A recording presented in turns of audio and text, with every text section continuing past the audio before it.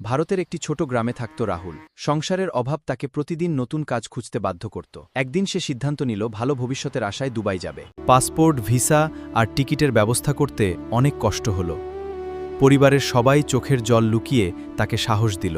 সৎ পথে থেকো, একদিন সফল হয়ে ফিরবে। বিমান আকাশে উঠতেই রাহুল জানালার বাইরে তাকিয়ে ভাবল, নতুন দেশে নতুন জীবন শুরু হতে চলেছে।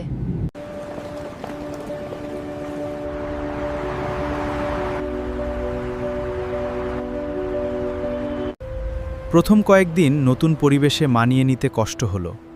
ভাষা আর কাজ দুটোই ছিল নতুন। মা, আমি টাকা পাঠিয়েছি। খুব সুখী হও বাবা। অবশেষে আমার স্বপ্ন পূরণ হলো। এই আমাদের নতুন বাড়ি।